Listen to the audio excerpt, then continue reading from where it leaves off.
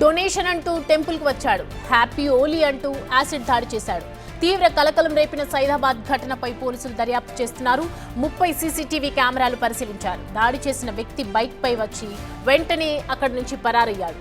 Acid దాడిలో గాయపడిన నరసింగరావుకు ఓ corporate ఆసుపత్రిలో చికిత్స కొనసాగుతోంది.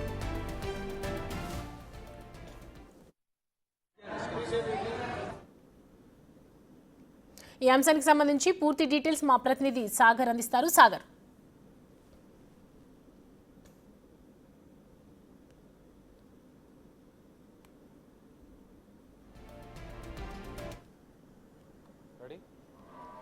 హైదరాబాద్ సైదాబాద్ పోలీస్ స్టేషన్ పరిధిలోని భూలక్ష్మి మాత ఆలయంలో అకౌంటెంట్ పై గుర్తు తెలియని వ్యక్తులు యాసిడ్ దాడి చేశారు. డొనేషన్ కోసం అని వచ్చి హ్యాపీ ఓలీ అంటూ నర్సింగ్రావు అనే అకౌంటెంట్ పైన యాసిడ్ దాడి చేశారు.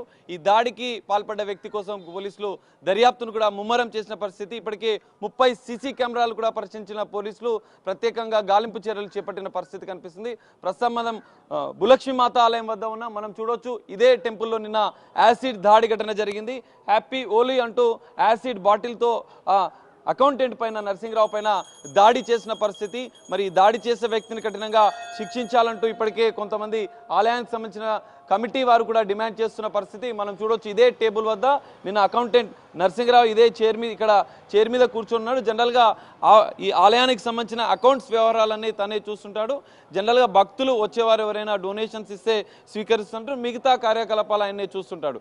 ఇదే టేబుల్ వద్ద నిన్న కూర్చొని సందర్భంలో ఆగంతకుడు ఇదే గేట్ వద్దకి వచ్చి ఇక్కడ నిల్చొని ఉండి ఆయన పైన హ్యాపీ ఓలీ అంటూ ఇట్లా లిక్విడ్ చల్లి యాసిడ్ లిక్విడ్ హ్యాపీ ఓలీ అంటూ చల్లాడు. మిగతా భక్తులు కూడా జనరల్గా హోలీ పండుగ కాబట్టి హోలీ నేపథ్యంలోనే ఏదైనా రంగులు చల్లుతున్నాడని భావించారు. కానీ అతను మంట అని అరవడంతో మిగతా ఉన్నటువంటి పూజారులు మిగతా వాళ్ళంతా భక్తులు అప్రమత్తమయ్యి ఆయనని పక్కకు తీసి వాటర్ పోసి ఆసుపత్రికి తరలించారు. వెంటనే అయితే దాడి చేసిన వ్యక్తి కూడా వెంటనే పరారైన పరిస్థితి కూడా కనిపిస్తుంది.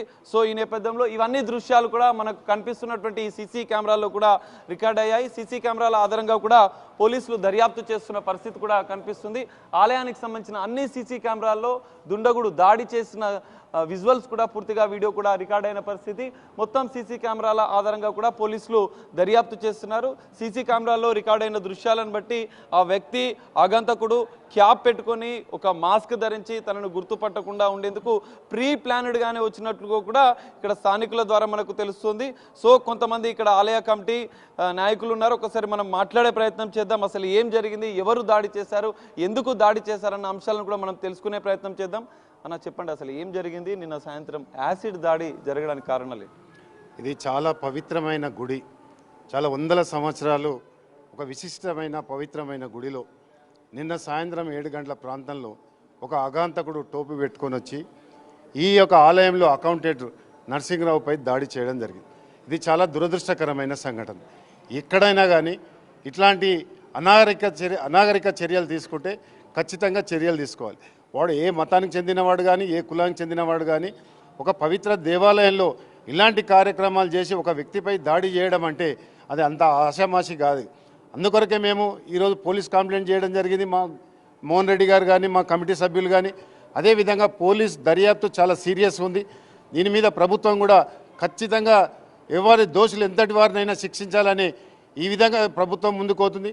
నేను నా సొంతంగా కూడా ఈరోజు ఇన్ఛార్జి మంత్రి గారికి అదేవిధంగా పిసిసి అధ్యక్షుడు గారికి అవసరం అనుకుంటే నేను ఈరోజు శాసనసభకు గౌరవ ముఖ్యమంత్రి రేవంత్ రెడ్డి గారిని కలిసి ఇక్కడ పరిస్థితిని వివరించడానికి నేను సిద్ధంగా ఉన్నా. ఒకటేంటంటే ఇక్కడ ప్రశాంతమైన వాతావరణం ఉంది. ఎంతోమంది భక్తులు వచ్చి రోజుకు 100 మంది భక్తులు వచ్చి ఇక్కడ మరి స్వామి అమ్మవారిని దర్శించుకుంటారు. ఒక సెంటిమెంట్ ప్రాంతాన్ని ఇవాళ ఒక ఏదో రకంగా ఈ ప్రాంతాన్ని ఇబ్బంది పెట్టాలనో లేక అగాంతుని మదిలో ఏముందో తెలియదు. కానీ ఒక దురదృష్టమైన సంఘటనకు ఆయన ఒడిగట్టింది కాబట్టి పోలీస్ శాఖ అప్రమత్తమైంది. ఇక్కడ నుంచి దాదాపు 2 కిలోమీటర్ రేడియస్లోని మొత్తం చెకప్ నడుస్తుంది. అదేవిధంగా ఈరోజు తిరుమల లాంటి ప్రాంతం కూడా అంటే ఇంకా పోలీస్ శాఖ ఏంటంటే క్విక్ యాక్షన్లో ఉంది కనుక అగాంతకుడు ఎవడైనా సరే ఖచ్చితంగా చట్ట పరిధిలో శిక్షించాలని మేము డిమాండ్ చేస్తున్నాం. భవిష్యత్తులో ఇలాంటి సంఘటనలు జరగకుండా కూడా ప్రభుత్వం చర్యలు తీసుకుంటుంది. ఎవరు కూడా ఈ సంఘటన చూసి భయపడవలసిన అవసరం లేదు. భక్తులు ముఖ్యంగా వాళ్ళ మనోభావాలను దెబ్బతీసే చర్య ఇది. వారి మనోభావాలు దెబ్బతీయకుండా ఆలయ కమిటీ వాళ్ళు ఇటు ప్రభుత్వం కానీ ఇక్కడ స్థానిక నాయకులందరం కూడా కాపాడుకుంటాం. అదే ఒక సనాతన ధర్మాన్ని మరోసారి మరి కాపాడుకునే దిశగా మేము అందరం ప్రయాణిస్తాము.